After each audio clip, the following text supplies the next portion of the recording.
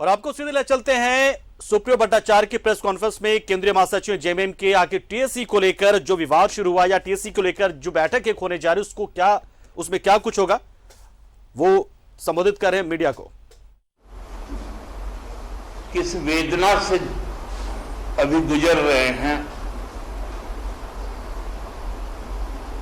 उसका एक स्पष्ट झलक हम लोगों को मिला। उन्होंने विगत 4 जून को राज्य सरकार के मंत्रिमंडल द्वारा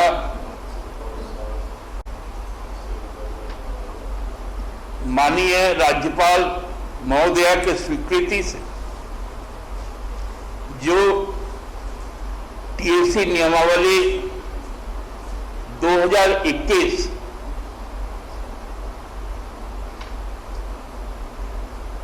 को इस राज्य में लागू किया गया, उस पर कुछ बातें कही। उन्होंने सबसे पहले कहा कि इनका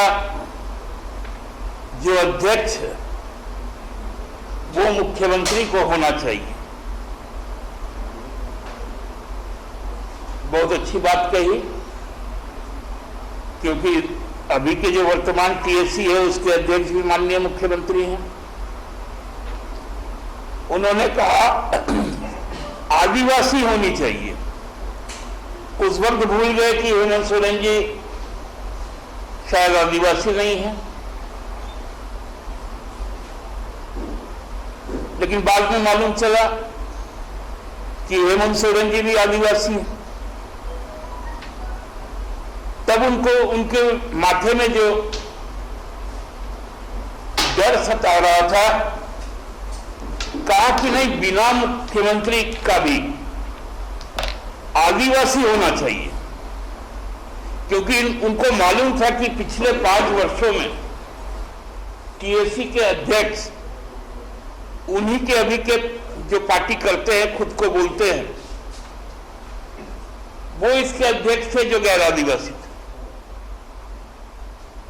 और उनको भी ये लग रहा है कि शायद कभी यदि 50 साल के बाद भाजपा की सरकार आती है और पुनः उसमें कोई गैर आदिवासी मुख्यमंत्री बन जाता है इस ट्राइबल स्पिरिट वाले राज्य में, उस वक्त के लिए, क्योंकि ये सामान्यतः 50 वर्षों में तो भाजपा सरकार में आने वाली है नहीं, इसलिए अगला 50 वर्ष सोच के उन्होंने इस बात को कहा। दूसरा, उन्होंने कहा कि इस कमेटी का मैं इसलिए विरोध करता हूं कि इसमें कोई महिला सदस्य है ही नहीं।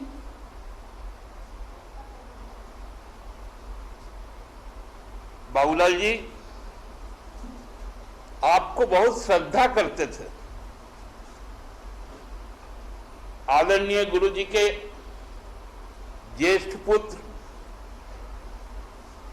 स्वर्गीय दुर्गा सोरेन जी, आप भी उनको बहुत स्नेह देते थे। आपका भी व्यक्तिगत लगाव था। दुर्गा दा की पत्नी हमारी पार्टी की महासचिव इस राज्य में तीसरी बार लगातार विधायक बनी। आदरणीय गुरुजी के ज्येष्ठ पुत्रवधू सीता सोरेन जी इस कमेटी की एक सदस्य के रूप में, तो अपने बहू को भी भूल गए कि कोई महिला नहीं है इस कमेटी में, इसलिए मैं इसका विरोध करता हूं। फिर उन्होंने कहा कि 5वीं अनुसूची, बाबूलाल जी, भाजपा के बहुत दुख तिलक में आपने उंगली दिया है, मैं आपको याद दिलवा दूं, इसी 5वीं अनुसूची के तहत छत्तीसगढ़ में टीएसी का गठन हुआ था मुख्यमंत्री के द्वारा, जिस पर 2012 में हाई कोर्ट में केस हुआ। 13 में जजमेंट आया कि मुख्यमंत्री को यह अधिकार है, क्योंकि हर राज्यपाल काउंसिल ऑफ मिनिस्टर्स के अबाइड होती है और हर कानून गवर्नर के नाम पर होता है, इसलिए ये जायज है। 2014 में इसका सुप्रीम कोर्ट में इसके खिलाफ गया लोग, उस वक्त भी सुप्रीम कोर्ट ने इसको खारिज किया था। भूल गए थे अपने सरकार की बात। आज के तारीख में जो भारतीय जनता पार्टी की पहले लीडर रही हुई हैं, ट्राइबल लीडर रही हुई है, सीनियर लीडर रही हुई हैं, अनुसुईया उइके जी, जो मध्य प्रदेश से आती हैं, जो ट्राइबल लेडी है। और हमें यह गर्व है कि हमारा दोनों पड़ोसी स्टेट झारखंड और छत्तीसगढ़ में ट्राइबल लेडी गवर्नर्स है। उन्होंने तो इतना तक कहा 5वीं अनुसूची के संदर्भ में कि जिस प्रकार पंचायत का चुनाव होता है छत्तीसगढ़ में, झारखंड, उड़ीसा में, वो सही नहीं है, क्योंकि पीपेसा के खिलाफ है। उसी तरह जो अर्बन इलाके में जो चुनाव होते हैं नगर निगम, नगर पालिका का, वो भी गलत है।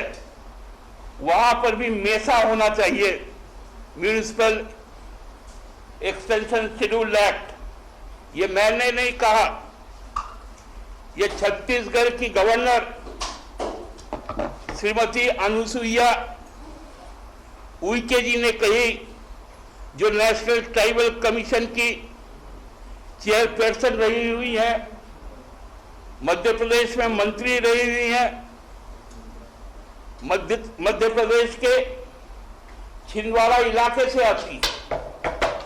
तो बाबूलाल जी, क्या आप इससे इत्तेफाक नहीं रखते हैं? मैं कुछ सवाल आज बाबूलाल जी से पूछना चाहता हूं कि यदि आप के अंदर में सोच होती, आपके पार्टी के अंदर में सोच होती, आपके अनुसूचित मोर्चा के प्रदेश अध्यक्ष ने कहा था 6 तारीख को गवर्नर से मिलने के बाद कि हम हाई कोर्ट जाएंगे। आज आप उससे पीछे हट गए, क्योंकि आपको मालूम है कि आपको हाई कोर्ट में मुंह की खानी पड़ेगी, क्योंकि आप ही ने इस रास्ता को प्रशस्त किया था। रमन सिंह की सरकार ने इस रास्ते को प्रशस्त किया था। आपने आज 5th शेड्यूल की बात उठाकर याद दिलवा दी कि किस प्रकार भारतीय जनता पार्टी की सरकार मेसा को धूलिसात करके इस देश में ट्राइबल के खिलाफ एक सोची समझी साजिश रच रही है, जिसके खिलाफ झारखंड के आदिवासी और मूलवासी आपके खिलाफ है। आप तो जीत कर आए थे भारतीय जनता पार्टी के खिलाफ एक ट्राइबल लीडर होने के कारण। आपके साथ में उस समय आप ही के पार्टी का एक और ट्राइबल लीडर जीत कर आया था, बंधु तिर्की जी।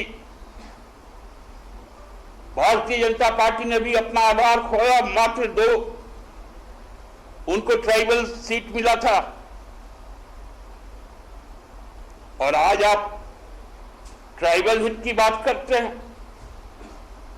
5th शेड्यूल की बात करते हैं।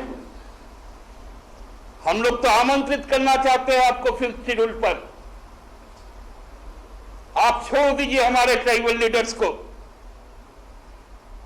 मैं एक नॉन ट्राइबल लीडर या कार्यकर्ता पार्टी का केवल और केवल 5th शेड्यूल के ऊपर मैं आपसे बात करने को तैयार हूं। और आप 5th शेड्यूल की स्पिरिट की बात करते हैं। आज आप टीएसी का बैठक का बहिष्कार करते हैं। लानत है आपके जनप्रतिनिधि होने पर।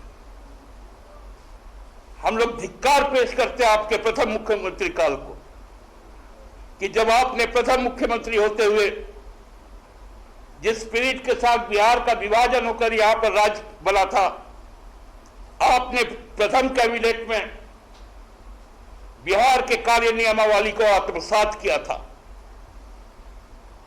आज आपसे आपके उस पाप का हम प्रायश्चित करने की मांग करते हैं।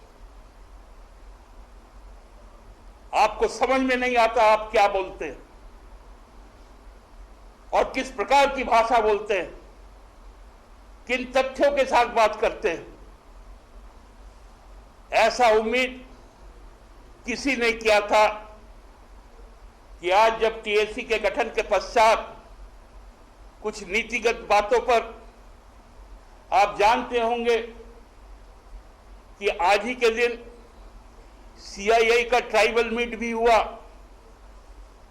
हम ट्राइबल समुदाय को उद्योग जगत में उसके उद्यमिता को आगे बढ़ाने के लिए माननीय मुख्यमंत्री ने किस प्रतिबद्धता की बात दोहराई है,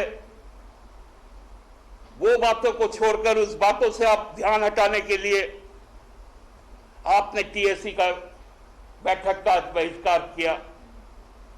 आपके इस पाप कृत्य का हम भर्त्सना करते हैं, हम कड़े शब्दों में निंदा करते हैं और आपके मानसिक अवसाद का जल्द से जल्द इलाज के लिए भारतीय जनता पार्टी के केंद्रीय नेतृत्व से भी आग्रह करते हैं और हमारे संवेदनशील राज्य सरकार से भी आग्रह करते हैं। आज इतना ही कहना था, कोई सवाल हो तो वो आमंत्रित है।